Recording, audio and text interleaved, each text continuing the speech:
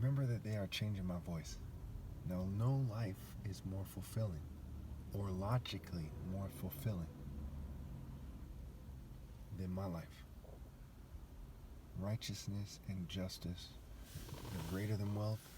Being persecuted for these things is infinitely greater than conformity, even as the richest person in the world. I've been contemplating about life for a long time now and really thinking about it.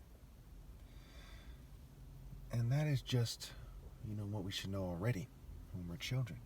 Okay, by the time we start to see what's going on with the system, right? What passes for consent, they say there's all these people that are mentally ill, and there's all these players, a 50% divorce rate, and they say, okay, that doesn't matter, okay? They can still consent. So what would be needed for true consent? You need a moral order with universal pinpoint and moral precision, and people living that to know that they're thinking straight, right? Mental clarity, moral clarity, spiritual clarity, romantic clarity, they're all the same thing with different aspects of the same thing emphasized.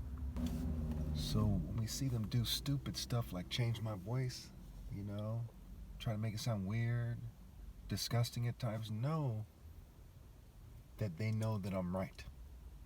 And they're on some bitch ass Mad TV, Power Rangers, Powerpuff Girl type of bitch shit. And why they're on that bitch shit, they're leading their own friends and family astray by example. This is not a society where people care about each other. This is an immature society where by their actions and their spirit and their mentality, they help people molest children because they make sure that people are disassociated from reality. Look at the pictures on the screen. Which female on the screen is in a state of mind where she's smart enough, moral enough, sharp enough to consent? Without mental sharpness and mental prowess and mental clarity, there's no true consent. There's just consent in the construct. Consent, construct, right? Instruct, the con man constructs, okay? The con man instructs, and it creates a psychological construct.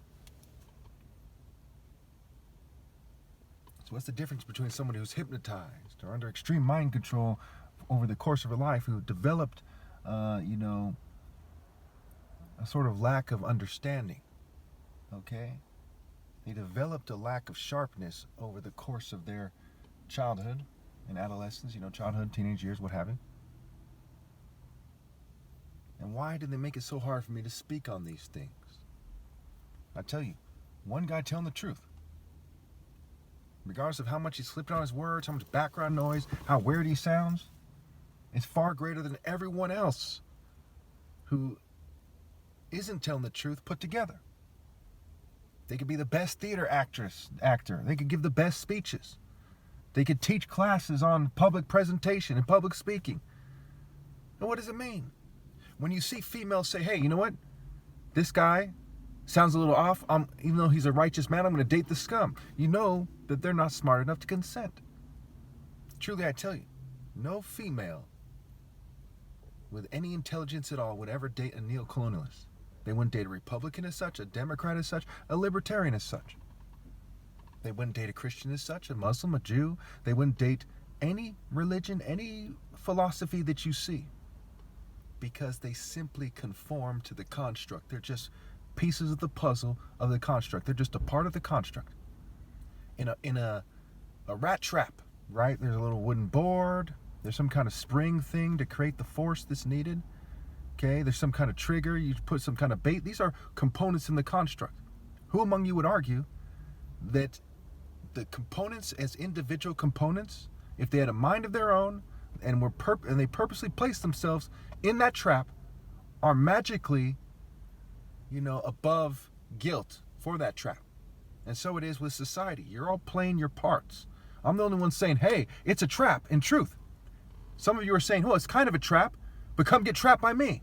And some of you are saying, it's kind of a trap, and I don't know what I'm talking about, but go get trapped by him. Okay? You're all making sure people get trapped and making sure you get trapped. And that kind of mentality is not somebody who's sane enough to truly consent would have. That's not the kind of mentality that someone who's sane enough to truly consent would have.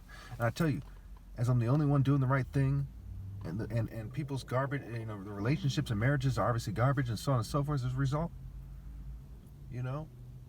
and they're making it harder for me to speak, and people won't team up with me, okay?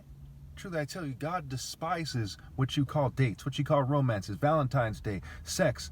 He despises your sex. He despises your passion. He despises your movements. He despises what you think is right, because the kindest acts of the wicked are cruel.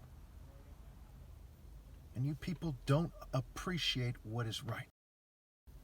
Now, for those of you who need a quick explanation, ask yourself why one of the 7 dwarfs in Snow White, which is about 7 guys running a train on a female who's out of touch with reality, kind of Alice in Wonderland kind of state of mind.